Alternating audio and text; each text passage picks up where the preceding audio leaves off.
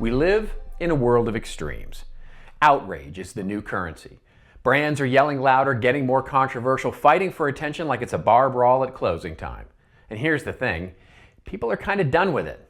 In 2025, we've grown numb to the noise, provocation, clickbait, controversy. It all just blends into the background. Recent research shows it. America's obsession with fighting misinformation, fighting disinformation, fighting provocation, well, it's fading. Trust is down, attention spans are shorter, and your brand, if it's the loudest voice in the crowd all the time, well, congratulations, you're now wallpaper. See, here's the hard truth. Constant provocation, it's not edgy anymore, it's just boring. Brands need to learn what great musicians, great bands have always known. Dynamics matter. You don't play loud all the time. You master when to roar, when to be loud, and then when to whisper. Effective brand content in 2025 is about balance, not extremes. So how do you strike that balance? Well, let's talk about familiarity for a moment, and specifically the Maya principle, most advanced yet acceptable. If you want to sell something surprising, you make it familiar. If you want to sell something familiar, you make it surprising. Here's a great example. Spotify figured this out the hard way. They tried to strip familiar songs out of their Discover Weekly Playlists app. Well, the result? Listeners kind of hated it.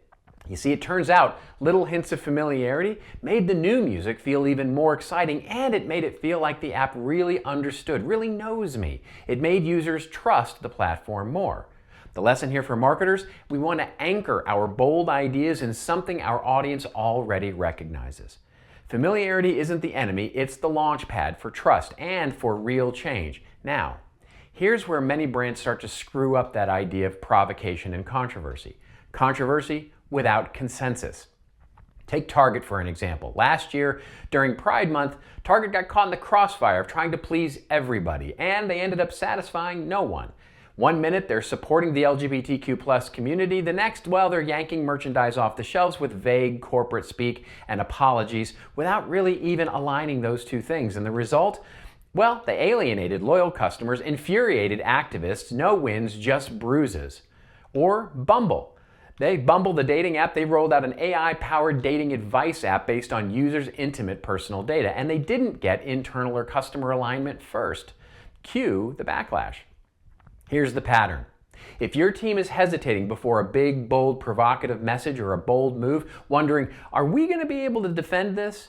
That's your red flag. You're not ahead of the curve at that point. You haven't gotten consensus in your organization. You're stepping off a cliff.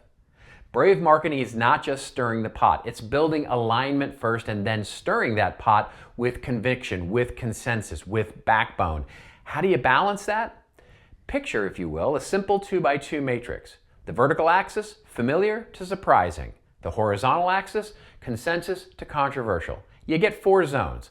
The first, old news. That's right, familiar plus consensus. It's safe, it's predictable, and kind of forgettable. Unearned bandwagon is the second one. Surprise plus consensus. In other words, you're chasing popular trends without substance. Big yawn. 3, unexpected extremes. Surprise plus controversial. Attention? Yeah. Trust? Maybe not so much. You need a little more familiarity. Maybe 4, valuable polarization. The familiar plus the controversial. Think Patagonia. They live here. Their brand lives here. They own this space. The trick? Don't plant your flag in one zone. Master the art of artfully moving between them, balancing them intentionally. Create tension. Release it. Familiarity, surprise, consensus, controversy. That's the real game. And it demands something few marketers are really good at yet. Slowing down.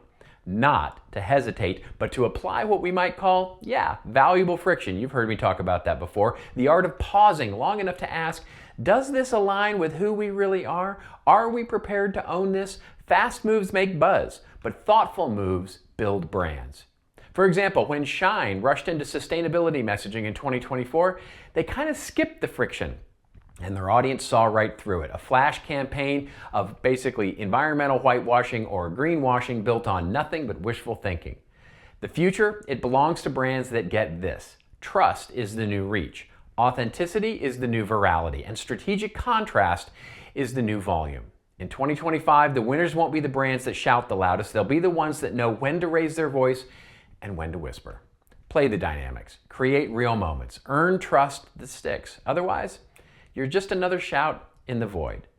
And if you want a little more on this, well, I wrote some stuff here. And until I see you next week, just remember, it's your story to tell. Tell it well.